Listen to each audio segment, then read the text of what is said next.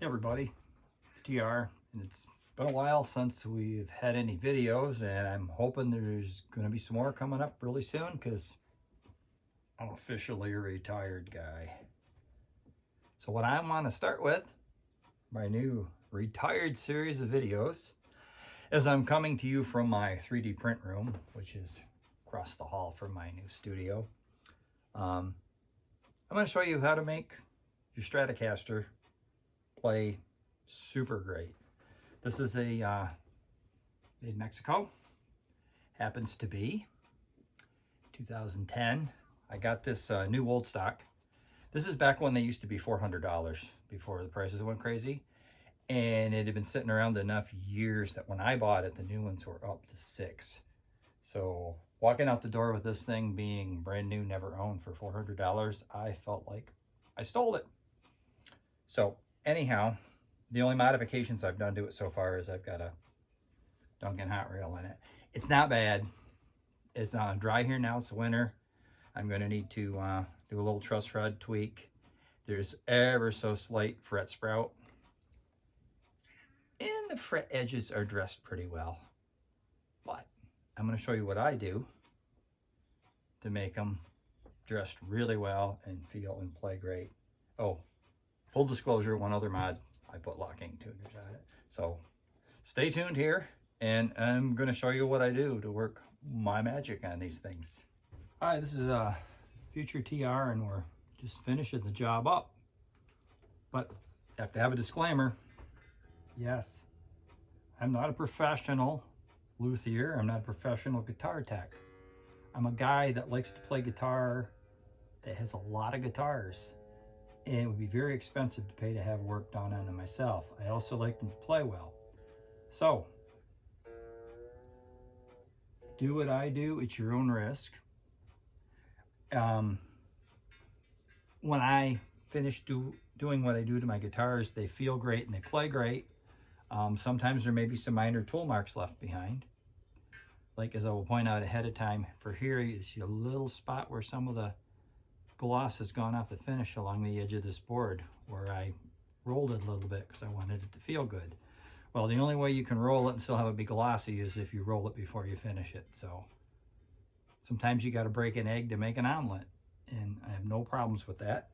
Knew that going in and wanted it to feel and play good. That's kind of why actually the bare finished maple necks are nice, because you can do whatever you want to them and nobody ever knows you were there. So anyways, yep. On with the video, enjoy it. Okay, so I lied. There's another modification as I'm looking at this. This thing came with a white pick guard. I put a black one on it. I liked the way it looked. A little David Gilmour-ish. If I really wanted to go totally for that look, though, I should have bought the 1-ply instead of having the little 3-ply with a little white pinstripe look around there. But anyways, first thing I'm going to do, I'm going to check my neck relief. And if you hold the first fret and hold the fret somewhere around the neck joint and check the gap. If you're going to set it to specs, you would put a capo here, hold it here, slide a feeler gauge there, and get it to the spec you want. I like almost no neck relief, so what I do is I adjust it until there's just a detectable space somewhere one of the middle frets. So neck joint, first fret, somewhere in the middle, and I go to where there's just enough space that I can detect that there's space. This is pretty good, but it needs a slight tweak. Why am I doing this first? I don't know. I don't have to, but I'm going to because I want to. So there. Handy Fender truss rod tool. It's imperial, not metric, 3/16. Important. Like if you have a squarely metric, but if it's a Mexican, which this is, or a USA made Fender, you're going to need the imperial thread. Yeah, that was a little loose. I could feel a little tension in there. And I have to watch here. I'm working with the slope ceiling in this room. That's pretty good. We'll go on from there. Okay, so first thing I'm going to do, I'm going to take these strings off because I have to take the neck off to do what I want to do to this. And this kills me because these strings don't have much play on them. But the problem is I need them off to get the neck off. And with the locking tuners, if I take them out of those holes and put them back in, they're probably just gonna break off. And to be honest with you, I got a Black Friday deal. I got a box of Diodario 10s. It was a 12 pack. And bottom line, it came down to they're about $3.33 I paid a pack or a set for them. So it's not breaking the bank doing this. I know I don't need to loosen these all the way to take them off. I just am. Won't bore you with this. We'll jump ahead. Next thing, you'll see me taking the neck off. Okay, they did feel a little grubby on the underside, so just as well I put new ones on. And I don't know, I'm going out to a jam tomorrow. Since I've retired, I've started jamming with these older gentlemen. They call themselves the Old Brothers. They're 8 years older than me, maybe 8 to 10. I don't know. I know at least 8.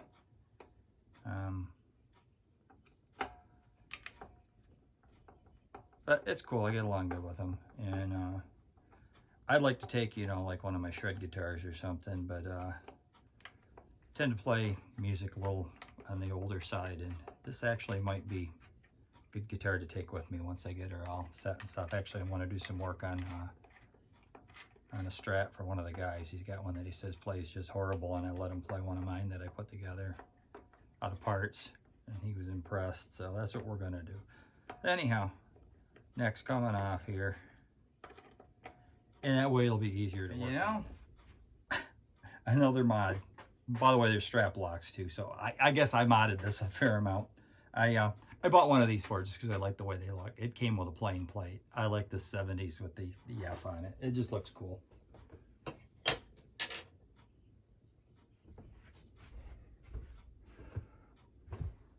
always fun when you take something like this apart. I've got this little barcode with some serial numbers in here, and I don't know, should I take that off? Is that affecting the way the neck sits? It's been in there since it was new. Marked with the T, bunch of pencil marks. I don't know what all those are. And then in the neck pocket here on the guitar, we got another number, FPS, and it's marked June of 2010, maybe 20 June of 2010. I don't know what any of that means. It means something, I guess, but I'll probably just put it back together with this in here because that's how it's sat. Anyhow, okay, so I've got the neck off now. Here's a little thing I like to do. These little nuts on here, 10mm socket. I like to make sure they're snug. Don't put a wrench on here and crank them. You'll hear wood snapping and splitting. Sometimes I might put a little rubber around this for a grip, but usually I just get a good grip with this, turn it as tight as I can get it, holding it with this, and that way I can't over tighten it. I'm not horsing it, but they're snug. Checking them out. A couple of them are loose. Will happen. It's normal guitar maintenance. The other thing I'm going to check is these little screws on the ends here. I'm going to make sure they're all, none of them are loose. So we'll go right down through. And there again, don't crank them, just snug. Oh, hey, guess what? Flatheads on these. Cool. Let's try this screwdriver. Now my trick, what I use on these is, I'll engage a screwdriver and I won't hold pressure against it. I'll just turn it. And if it is tight enough that the tuner spins, that's as tight as they need to be. They don't need to be horsed down there, but they need to be snug. You don't want them coming out. You can also feel, you know, and obviously these feel great because they're Fender tuners. I'm gonna make the fret sprout go away now. And I've had this guitar for a while, so I probably have addressed that issue once upon a time. And my 2 cents worth, if you're going to deal with fret sprout when your house gets dry, like I live in the Northeast, so your house gets dry in the winter, that's the time to do it when it's dry. You're wasting your time if you do it in the summer. You won't have any fret sprout in the summer. Oh, so last year, Christmas, my son got me some actual real tools. This is one of them, this block. It's got a straight up and down and an angled. Straight up and down is going to be for dressing the sprout coming at the edges. And the angle is going to be to put a nice bevel on the edges of these frets, and then we're going to dress them out so they're going to have a nice rolled feel to them. And this you have to be very careful because it can slip and shatter across your fingerboard and really screw things up. And usually the marks can get buffed out, but you make more work for yourself if you do that. So this is going to stick down just far enough. It's going to go where the fingerboard would be if there was one, but being a maple neck strap, there's no fingerboard, it's just the neck. So I will gently, you can hear it catching them. I want to take them down. Go back and forth gently like this. I'll do both sides. And when I get done, I will work my way up through very fine grits of sandpaper, 1000, 1500, 2000, to put a shine back on the poly for any marks that I make from where I do these. And as I said, you can hear them catch.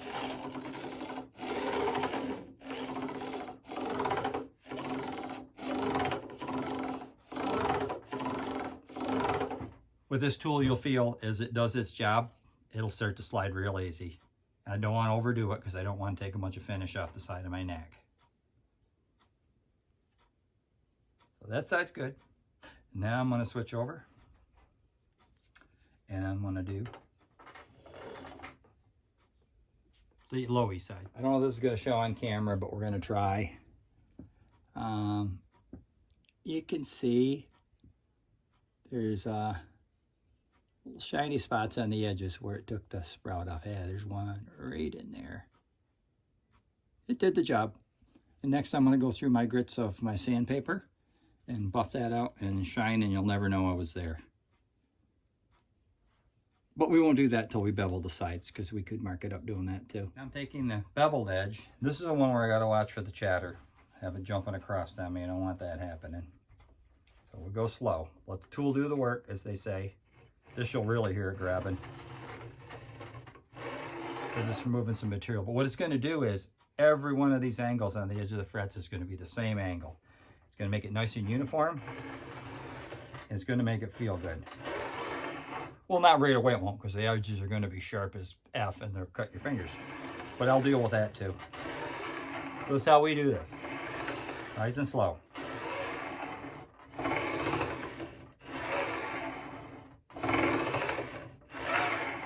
And this you'll see some little pixie dust flying off of here, the shavings. So I'll finish this, I'll do the other side, and I'll be back. Having the right tools is good. This is a fret dressing file. Stu Mack will sell you one for more than I paid for this one. I got this from Philadelphia Luthier. They seem to have quality tools at a better price. So you can just Google them, Philadelphia Luthier. You'll see it's, you can see on the bottom, this side's rounded U-shaped, this side's flat, file on each side, and I'm going to fix the sharp sides on those frets with this. I do need to get myself a file card though for cleaning my files. But what I do in the meantime is I just take a little bit of tape, dig my fingernails in there, and it will remove some of the residue out of the file. Better than nothing. One of those file cards would be the thing. I got to get some for cleaning my files. This works for now. So what I'm going to do, no matter what end I start at, make sure I got the round side down so I can't hurt the fingerboard. And I'll take these sharp edges, the method kind of curling over like this around the edges. Got to do every one, both sides. So I'm not going to do that all on camera, but I'll do one for you here. See that? Like that. And that's going to take the bite off where I rounded that in. A bunch of time went by, and I got it so it feels pretty good. Here, show you.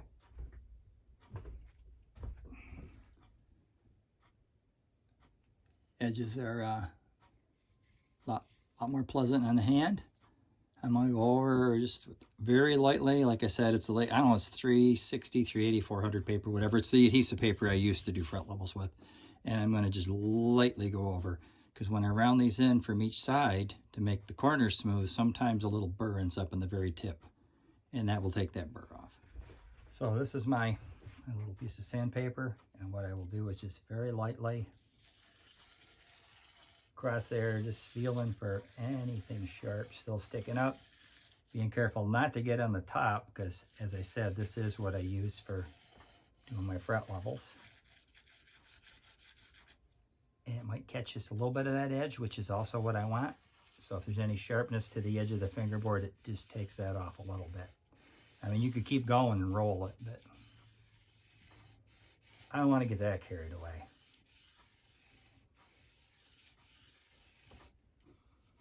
And just so it feels good, I'll do the same on both sides. Oh, and you can see the little gray lines from the metal on it, that it has taken a little bit of the metal on the edges. And now compliments of the automotive section in Walmart.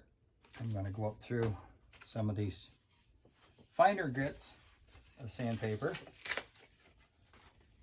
Just take a little piece, because it's like wet to dries for like doing automotive stuff. I just take a little piece. It lasts me forever. But the little piece that I use, I'm going to use it and toss it. So, and I'll just go right over that same thing.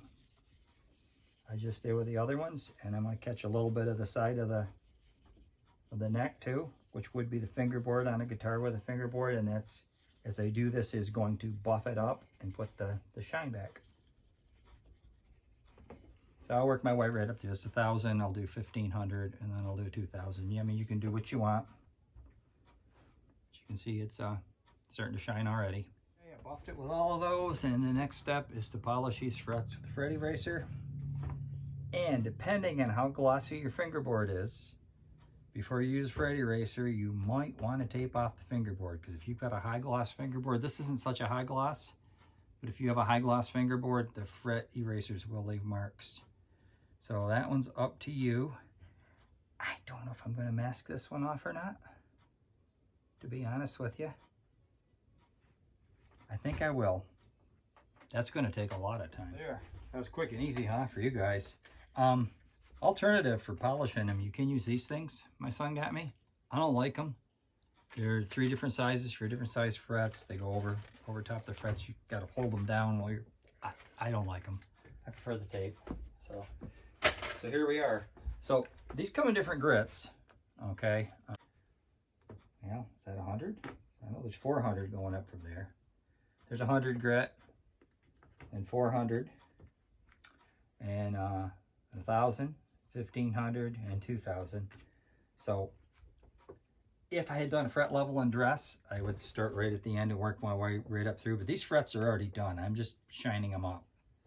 And I've already buffed the edges with that paper, the 400, and then one up through the other grits on the side. So I'm going to start in the middle. I'm going to start with the 1,000 grit over them all. I don't know if you can see, I got grooves in these. I've used them so much, but they work nice. I will just like this, back and forth, all the way up through till I get to the end, and then take the next finer one, and then the next finer one, and when I get done, they should be pretty shiny.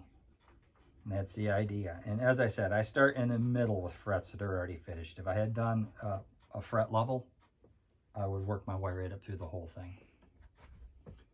So, now that I've gone through all the grits, the next fun part is got to peel all the tape off, which also is a giant pain. And then after we do that, I'm going to clean it with some lighter fluid. You use Zippo, Roncinol. You gotta love New York State. I used to go to Walmart and buy this. It was in the camping aisle. Then it wasn't there. I had to go to the gun counter, show ID, and they would get it out of a locked case. Now they don't even carry it. You can order it online, but I'm willing to bet you they won't ship it to New York. So, in their Tractor Supply, with the economy size bottle of Roncinol, I don't know if it says on the ingredients or not. I'm told it's basically like naphtha, anyways, it works really good. It says it's extremely flammable, harmful or fatal if swallowed. Read carefully. Just says it's a light petroleum distillate. Well, light petroleum distillate is what you need, because there's going to be all kinds of dusty, black, schmutzy stuff left over from buffing them frets, the oxidation that you've buffed off them. And this works great to take it off. It also works good for getting fret jam out, all your nasty things from your fingers that may be on here, which I don't have much of because I always wash my hands before I play, which is a good practice. So I'm going to take a little bit of this stuff on here. I'm going to get this wet with it. I'm going to wipe it down. And it's going to make it look good. I'll get the sides too, where I buffed them, and well, it's going to look a little different when it dries, but you can still see, you know, I didn't leave too much evidence that I was on the side of there. But so I mean, that's up to you. Don't you know, I'm not a professional, and don't do this if you don't feel comfortable. But I like mine to feel good. I like them to play good, and this is how I achieve it. So it's what I do. And oh, that does feel nice now. Let's see if we can come in close here. Can see there is a small little line there where some of the finish isn't as shiny anymore. And as I said, it's got to feel good, so it's a decision. That side's good because they didn't have as much to have to take off. But this side, it was bitey there, and it's not now. So I'm happy with it. That doesn't bother me. If it does bother you, don't do this. Point being is, are you buying it to look at it? Or are you buying it to play it? I'm buying it to play it.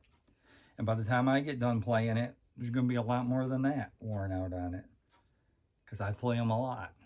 So now we get to put this back together and then set it up.